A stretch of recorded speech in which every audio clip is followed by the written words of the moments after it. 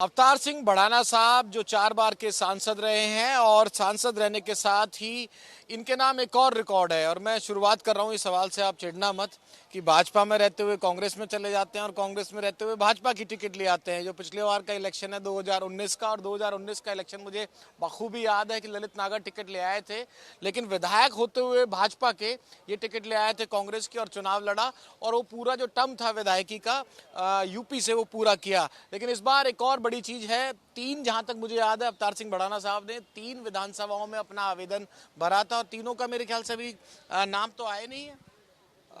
देखिए, तो ticket I है 32 टिकट जो भी आई हैं, जो पार्टी ने तय किया है। हम पार्टी में इस बार ये मन बना कर आए थे, जब पार्लियामेंट का चुनाव था तो हमसे पूछा था मैं कि हमें टिकट नहीं चाहिए, हम पार्टी में और राहुल गांधी के लिए काम करने आए हैं। फैसला कर लिया जीवन का, और पार्टी के लिए, राहुल जी के लिए काम करेंगे। जो उनका आदेश होगा, ड्यूटी होगी, वो ड्यूटी करेंगे। हमें अब टिकटों का MP MLA मिनिस्टर सब कुछ रह लिए हैं, अब तो पार्टी के लिए काम करने की ड्यूटी है हमारी। 3-3, 4-4 विधानसभाओं में तो भरा है ना, अपने आवेदन की लिस्ट है मेरे पास। नांगल चौधरी का आपका है, मेवात में भी एक भरा था, वो शायद लिस्ट आ चुकी है। पुनाना की लिस्ट तो आखिर आ ली नहीं, हमसे कहा था कि आप कहाँ से चुनाव लड़ेंगे, कहाँ भरा है? तो हमने 3 जगह भरा था।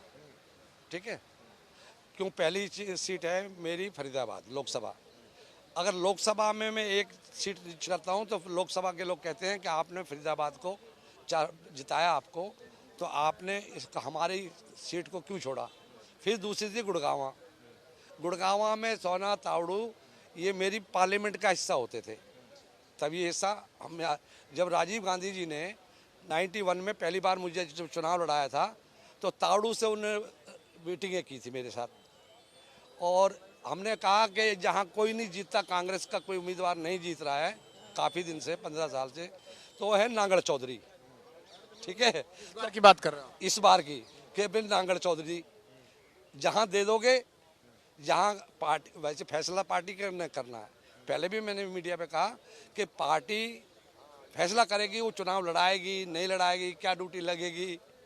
और कह रहे भड़ाना साहब, नांगल चौधरी में आप कभी जीती नहीं हो कांग्रेस, आप मुझे नांगल चौधरी की दे दो। और बड़कल विधानसभा भी मांगी है, सोना भी मांगी है आपने ना?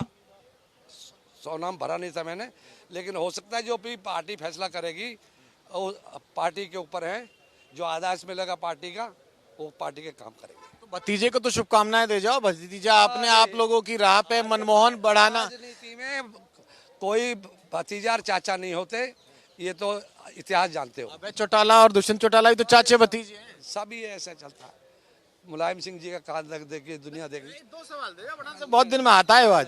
तो मनमोहन भड़ाना संभाल कर चुनाव लड़ रहे हैं और आपके बड़े भाई के का मामला, मेरा इससे कोई मतलब नहीं। तो कह रहे हैं भाई चाचा भतीजा। सिर्फ सिपाही हूँ, और मैंने ना MP की टिकट मारेंगे ना कहे। राहुल जी का जो आदेश होगा, जो पार्टी का आदेश होगा, और जो हुड्डा साहब का आदेश होगा, का पार्टी के लिए काम करूँगा।